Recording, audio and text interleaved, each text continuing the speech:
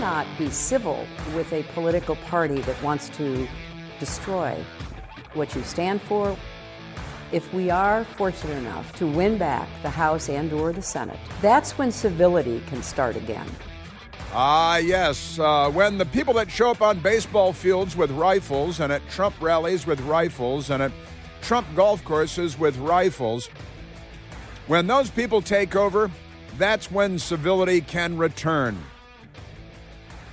The party that sends would-be assassins to the homes of Supreme Court justices after the Democrat Senate Majority Leader threatens members of the Supreme Court on the steps of the Supreme Court, you will reap the whirlwind.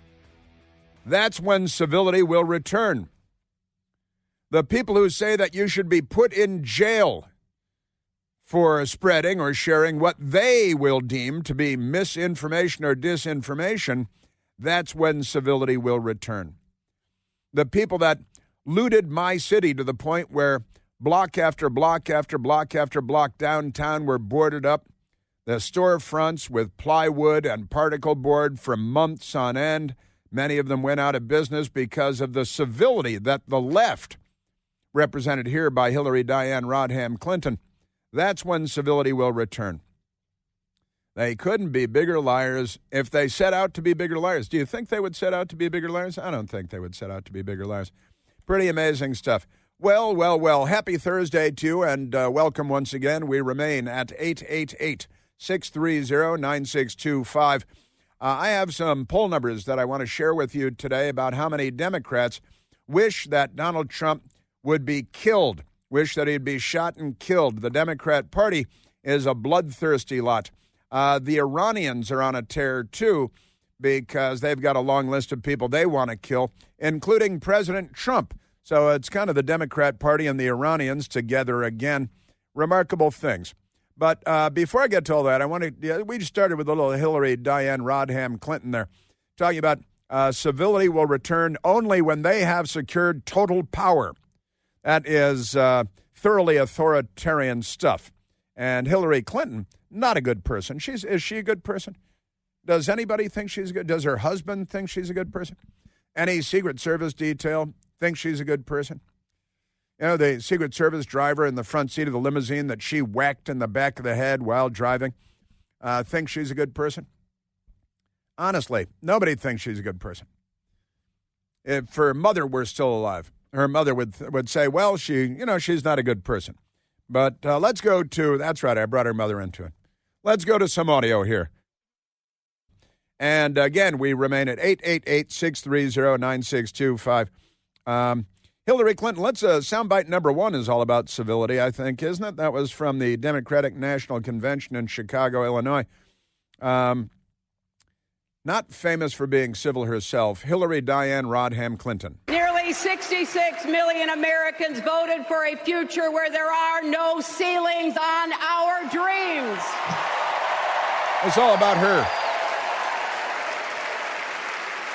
And afterwards, we refused to give up on America. Millions on marched, America. Many ran for office. Many looted. We kept our eyes on the future. A lot of people burned. Well, my friends, the future is here. And it involves burning businesses, looting, overturning police cars, and shooting at your political enemies. I wish my mother and Kamala's mother could see us. They would say, keep going. Shirley and Jerry would say, keep going. Yeah, and Madame Khrushchev and Eva Braun, if only they could see you now. And Margaret Sanger, that's screaming. I love it when she yells, there's enough yelling. She's yelling at us about not yelling while she's yelling. She's not mentally well. She's a crazy person, and she's not a good neighbor. And I also think we'd be a lot better off if we actually talked to each other instead of yelling at each other. Yeah. No sense. Let the other side do the yelling. No sense of irony whatsoever. She's yelling while talking about yelling and suggesting that nobody should be yelling while yelling. dangerously crazy people. Now, Hillary Diane Rodham Clinton was on the Morning Joke show on MSDNC this morning, and it was awful. It was terrible. It really was. I watched it because somebody tipped me off that she was going to be on, and I said, oh, so I hit the DVR, and then I went over there and I watched the crazy person screaming and yelling. Was she screaming and yelling on Morning Joke? Well, she was certainly obnoxious and annoying. Let's go to soundbite number 2, numero dos, as the Democrat Party instructs us we should say, because they're going to turn America into an entirely non-English-speaking country. They're hostile to our culture and our country and our customs and our traditions. They're the left. They're not liberals. Hillary Clinton this morning on Morning Joke, and this one got me laughing just a little bit, the civility thing. And she's got a book out, Hillary does, another biography of herself. I think it's the 4th or 5th one. And, boy, it's therapy. She needs a lot of therapy. So here's Hillary this morning on Morning Joke. You know, Jane Fonda looks amazing. I just saw a picture of her knocking on doors for the Harris Waltz campaign and, just literally delighting people who came to the door. Literally and there delighting. she was. And so she is an inspiration to me. Literally delighting. People were literally delighting when Hanoi Jane, the treacherous, treasonous, anti-American, pro-commie, got Americans tortured in Vietnam, posing on the anti-aircraft gun with her pith helmet on. And you may remember also when the Wuhan Red Death came along out of Wuhan, China, where they have the Wuhan Institute of Virology, where they play with joims, I tell you. Hanoi Jane thought it was the greatest thing ever after the New York Times told her that more than 1 million Americans had died from the Wuhan Red Death. We have T-shirts and coffee mugs at the Chris Plant store with a bat on them that say, I survived the Wuhan Red Death, as it is commonly known. And Hanoi Jane, what did Hanoi Jane think? And they said worldwide, more than 8 million people had died from the Wuhan Red Death. And what did Hanoi Jane think about all that? COVID is God's gift to the left. She literally delighted people knocking on their doors. She must have been in commie land, where Kamila comes from or something like that. COVID is God's gift to the left, and then she chuckles, she giggles. Hillary Clinton, she thinks that people should be jailed for spreading misinformation and disinformation, unless, of course, it's her. This morning, she was lying to Joe and Mika, who don't know the difference because they lie constantly themselves. They're complete frauds, charlatans, intellectual dwarves, and they're not journalists. Neither one of them is actually a journalist. And Hillary Clinton this morning with this Heritage Foundation Project 2025 lie that they keep spreading. He's told us what he's going to do. He is absolutely linked to this Project 2025 and all of their dark and dystopian efforts to turn the clock back on Americans' rights and the way we live and how we, look at our futures together. And he has a long rhetorical record now of making it very clear that he would be unaccountable if he were ever near the White House again. Right, and she said he's going to be a dictator on day one.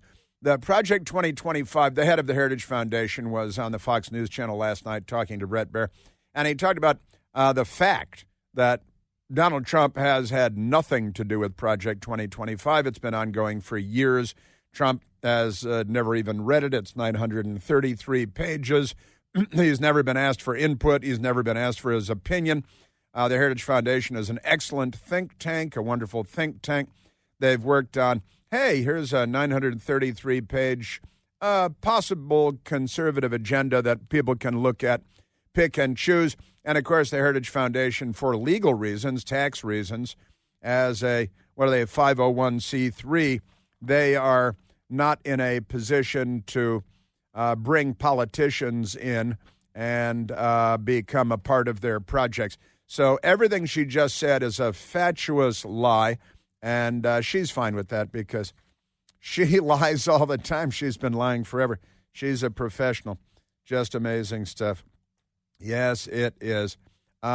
And I got to tell you that I got to play it again because in context now, Hillary Clinton with this insane fraudulent claim that President Trump is going to put troops, the military, out on the street, grabbing people and arresting them. And the news media sits there nodding, just like the morons that they are. To see what Trump is doing, which is implementing his policy with military troops in the street to, grab the woman who waits on you at the diner, pick up the guy who's, mowing the grass in the neighbor's yard, not because you have any information about them, but because of the way they look or maybe their first language. That is unimaginable. You but that are is what is being promised. Right. The MSNBC is a house of ill repute, and she might be, just for the moment, the chief madam. Now, the lifelong Democrat and law professor extraordinaire from the George Washington University here in Washington, D.C., was on the television this morning, Jonathan Turley. And Jonathan Turley was asked about these comments coming for this rhetoric coming from Hillary Clinton. And you know what? You have the Victoria Nuland soundbite because Victoria Nuland was a State Department official during the Obama-Biden administration. She was testifying on Capitol Hill several years ago, and she explained the Soviet playbook, which she called the Russian playbook, which is today's Democrat Party playbook. It is classic Russian technique to blame on the other guy what they're planning to do themselves. And you see it quite constantly. Tuck that soundbite away because you will see it playing out time and again. Now let's go to Jonathan Turley this morning on the Fox News Channel, asked about the comments that Hillary Clinton has been making about pressing criminal charges against American citizens for what she says is spreading misinformation and disinformation as she simultaneously, out of the other side of her mouth, spreads misinformation and disinformation about President Trump and Project 2025 and using military troops to round people up and the dementia, the horrible day. She's a threat to democracy. She's a threat to our democracy, to our Constitution. She would shred and destroy the Constitution. Let's just use the Democrat Party rhetoric because, again, the playbook that they stole from the Soviet Union and who they still call the Russians, is to blame the other guy and accuse the other guy of doing what you're doing as you're doing it. Jonathan Turley, again, who self-describes as a lifelong Democrat, a Chicago Democrat, but he's maybe the last honest Democrat, and I've met him a couple of times, not for a long time, in green rooms and things, and he's a very nice, mellow, intelligent guy, and he's a serious legal scholar. Hillary Clinton is a serious car bomb, honestly. So here's Jonathan Turley when asked about Hillary Clinton's behavior. Her campaign funded the Steele dossier, which was disinformation. Her campaign was accused of being a conduit for Russian intelligence. And according to her standard, does that mean that she should be arrested? I doubt it, because it doesn't work that way. I doubt it because it doesn't work that way. But in, lefty land, it does work that way. Jonathan Turley is not having any of it. It's notable when Musk bought Twitter, the first thing that Hillary Clinton seemed to do was to go to Europe and ask the Europeans to use the DSA to censor Americans, to force Musk to silence opposing views in the United States. That's a former presidential candidate in the United States asking Europeans to apply their censorship laws to silence other Americans. And in the electronic information age, the age of social media, of Twitter and Facebook, we saw them use the FBI to cajole and pressure Twitter and Facebook to spike stories that were entirely true about Hunter Biden's laptop, which shows that their phony front corporations and the Biden family were raking in millions and millions of dollars and from foreign interests without declaring themselves to be foreign agents, violating the FARA Act, and again, tens of millions of dollars from Ukraine and China and Russia and beyond. And they covered it up and they censored like the authoritarians that they are, little fascist. She should find herself in an underground bunker in Berlin at the end of her days. Little Ava Braun reference there. You know, football season is here, and Prize Picks. Prize Picks is the best place to get real money sports action while watching football. The app is incredibly simple to use. You pick 2 or more players across any sport. You pick more or less on their projections, and you could win, listen now, up to 100 times your money. And all withdrawals are fast, safe, and secure. Not only that, but Prize Picks is the only fantasy app with injury insurance. Injury insurance, what's that? If one of your players goes down in the first half, Prize Picks doesn't count it against you as a loss.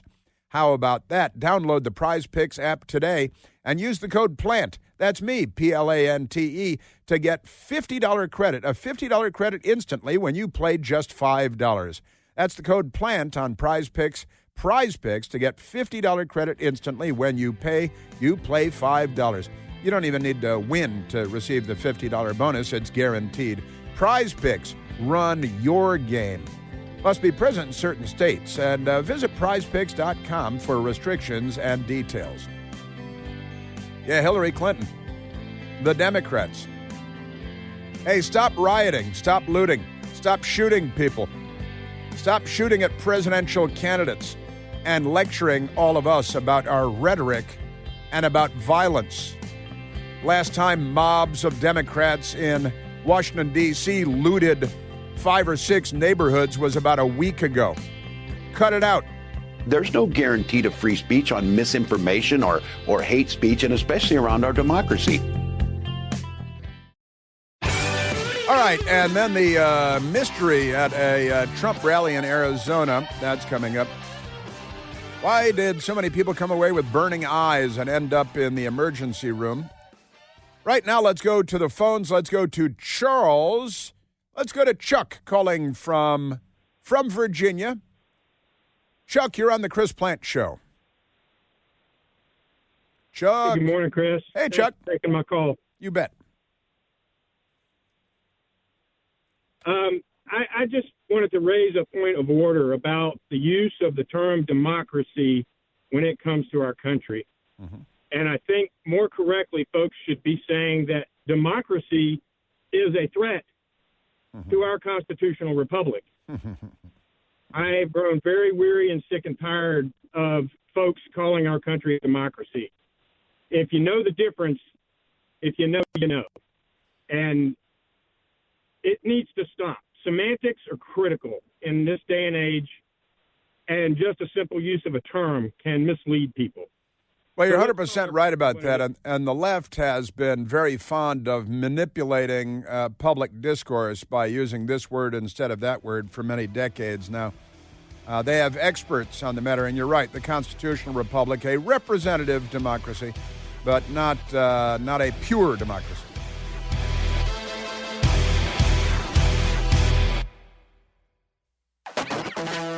A very strange story that I want to share with you. I've got several strange stories today about bloodthirsty Democrats and polls and so on. But let me share this story with you. I first saw it in the Gateway Pundit. The Gateway Pundit had the first story that I saw. And they declared it breaking news, : they love their colons. 20 supporters seated behind Trump on stage rushed to ER, the emergency room, with blurred vision and eye burns after rally in Tucson, Arizona. Can be kind of hot out there, can't it? The Arizona Globe journalist Christy Kelly has reported a troubling development following former President Donald Trump's rally in Tucson, Arizona last Thursday. Now, that's a week ago today. Kelly noted that as many as 20 people were afflicted by these symptoms, all of whom were seated to the left side of the stage. So they're up on the stage, it says there. Now, Christy Kelly with the Arizona Globe, right? Many supporters seated behind Trump on stage went to the ER, to the emergency room, after the rally with blurred vision and burning to the eyes. And I spoke to several, it says, who were on stage and not fully recovered. As many as 20 were afflicted, Christy Kelly wrote on X. Now, the cause of the symptoms remains unknown, and there's an active investigation underway, according to the Gateway Pundit. Supporters from the Latinos for Trump group were among the most severely impacted, including Pastor Eli Moreno and his wife, Francesca. Pastor Moreno described mild discomfort, but his wife's symptoms were much worse. Her vision was blurred, her face swelled up, and we had to rush to the nearest Walgreens for help, Pastor Moreno told Kelly.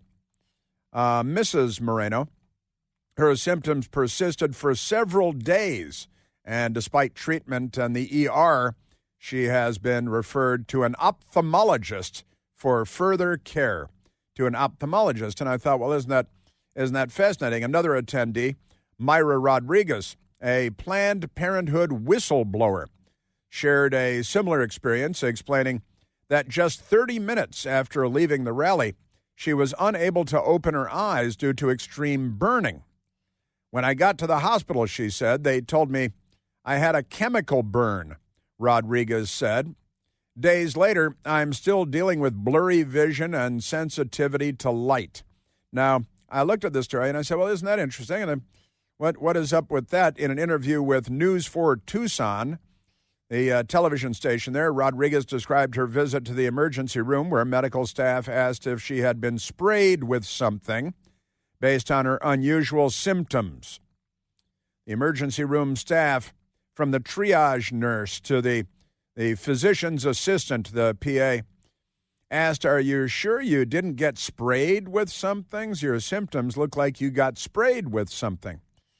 She said, I can't see anything when I try to open my eyes. I see a bright light. It hurts. It hurts a lot to open my eyes, she said. I have a cold cloth put on and take off constantly, put it on and take it off constantly. It's horrible, she said. Now, I saw that, and I started looking for more. And the Daily Mail out of the United Kingdom has a story on the same incident. Mystery as Trump supporters suffer odd medical condition after sitting behind former president at Arizona rally, the Daily Mail writes.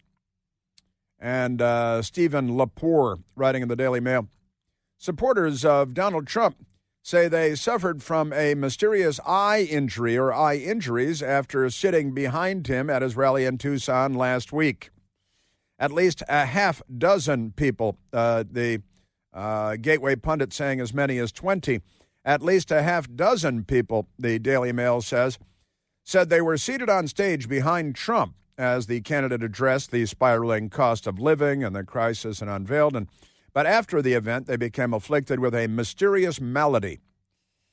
Some complained of dealing with irritation in their eyes and needed medical attention. Myra Rodriguez, same woman, a former, listen to this, former Clinton supporter turned Trump fan and pro-life advocate, said that her eyes were burning once she left the rally and headed for the emergency room shortly after getting home from the speech.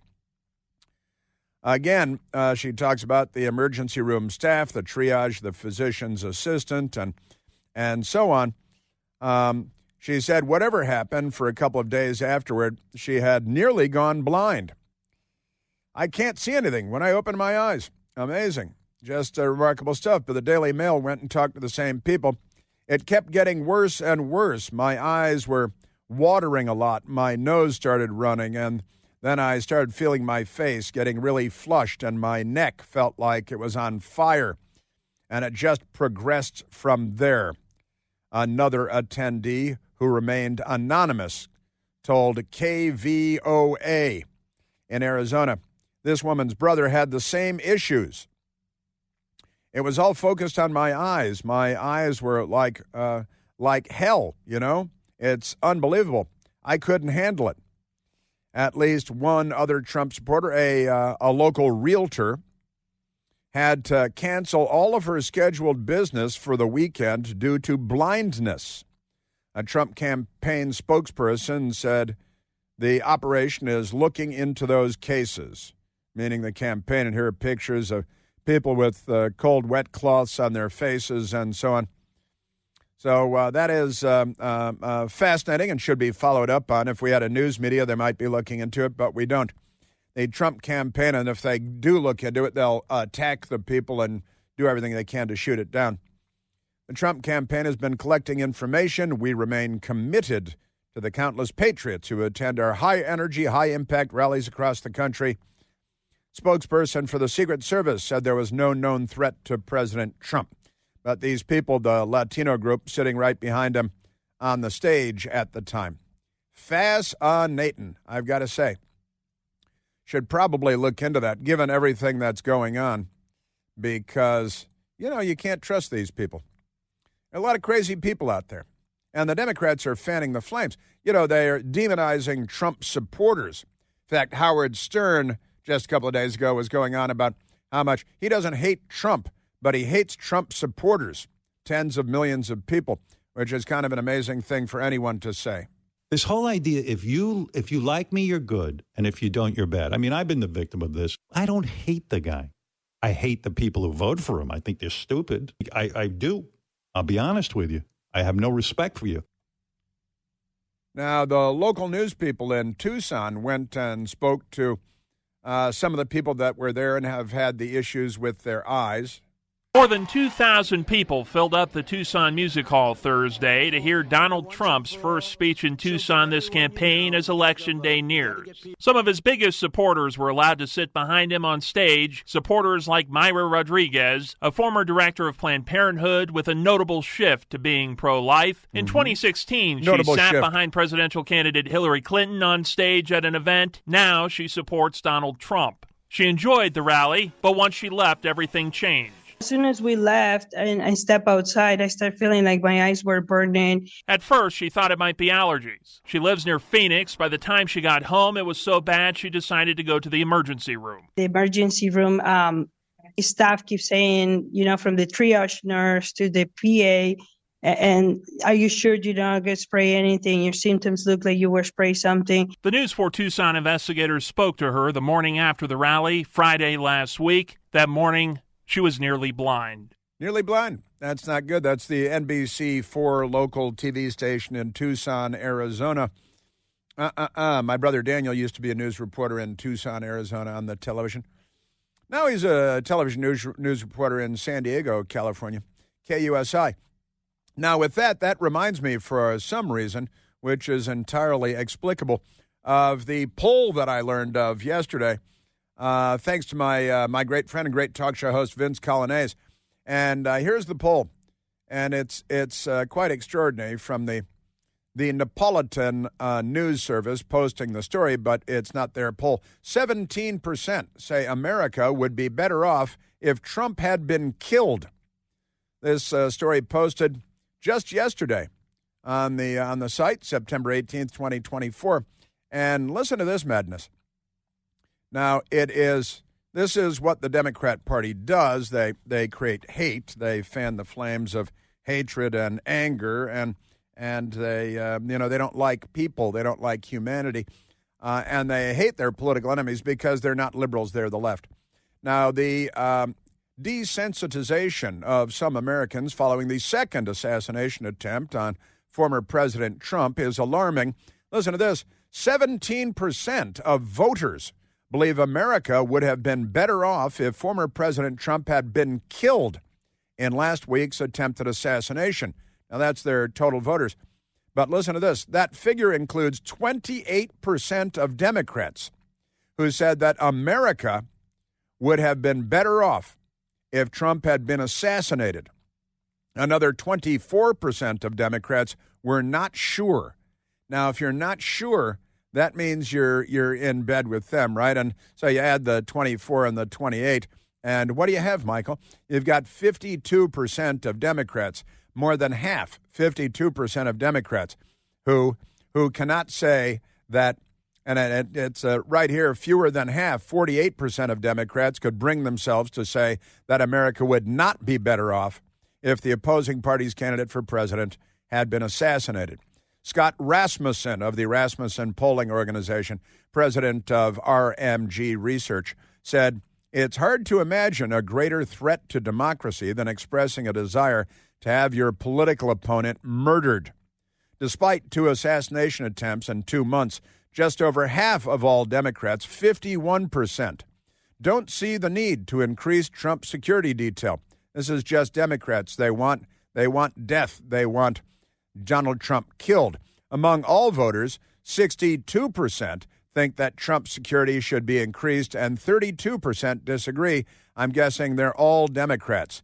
49% of Democrats think that at least somewhat likely that Trump himself or the Trump campaign were involved in the assassination attempt. So let's pause on these numbers for just a moment here, because these numbers are quite alarming and startling, and they should be all over every news organization today, but they're not, because they're front groups for the Democrat Party.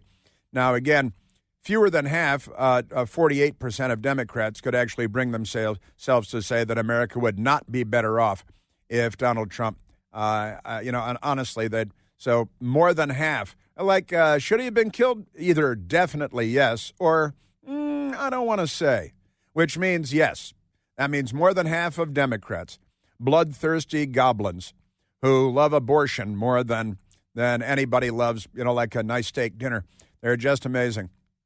And 51% of Democrats, more than half, don't see a need to increase security around President Trump, and that's consistent with the other number on should he have been assassinated, right? Now, this also brings to mind, and these are extraordinary poll numbers and should be profoundly disturbing.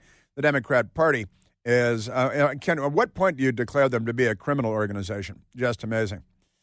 And again, 49%, you round that off to half, 50%, but it's 49% of Democrats think that it is at least somewhat likely that Trump himself or Trump's campaign were involved in the assassination attempt, with 21% saying it was very likely. That's Democrats.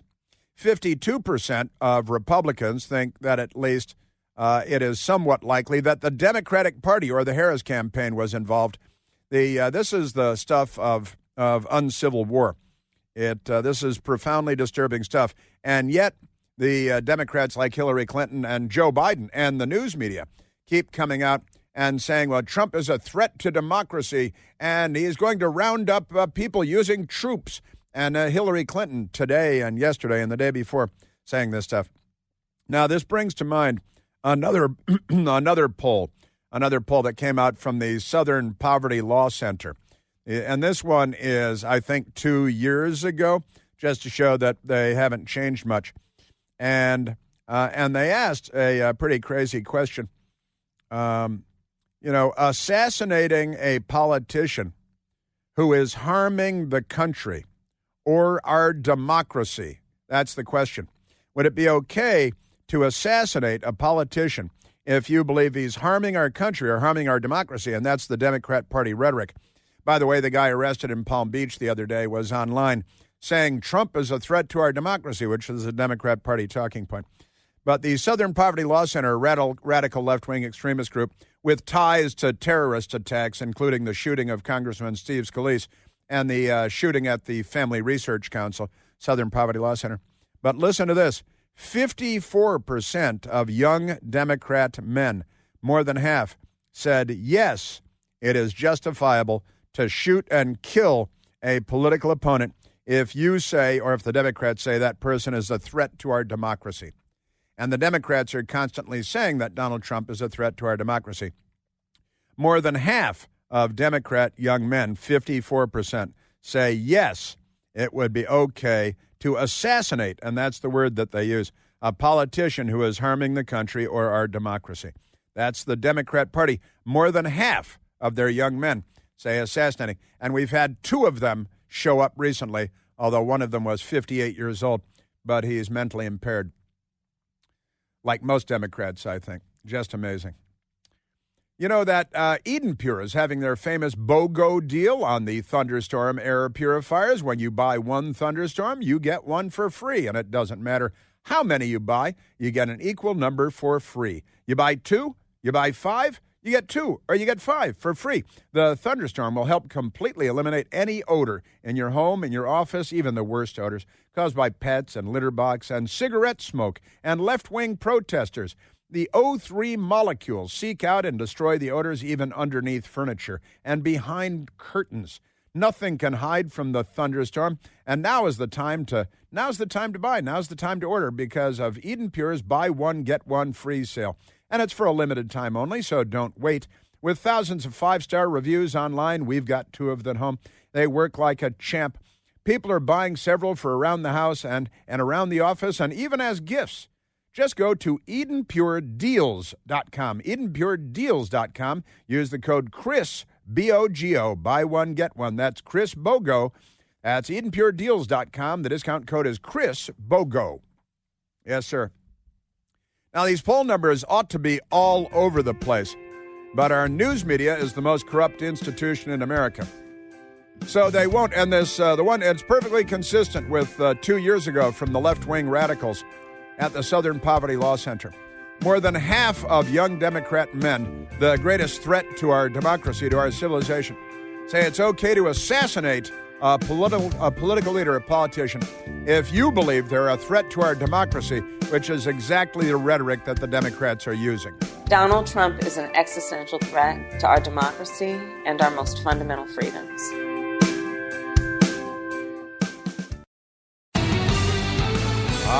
Yes. Let's go to the telephones. Let's go to Tom, listening on the great WLS out of Chicago, Illinois. Tom, you're on the Chris Plant Show. Hello, Chris. I was thinking maybe I could clear up this question about democracy. There's 3 kinds of democracy. One is referendum, very inefficient. So there's also 2 kinds of representative forms of democracy. One's called the trustee theory, one's called the delegate theory. So trustee is what the English Parliament has in all Democrat democracies around the world. You elect your leaders and you trust them to dictate public policy. The founding fathers here in the U.S., figuring that exacted tyranny on them, decided to go with the delegate theory, which is we elect our leaders, they then do public policy to serve our interests. Right. It was the first time it was ever done in human history, so they call it the American experiment, and it produced the most wonderful society in human history. And most of us are proud of that, but not all of us.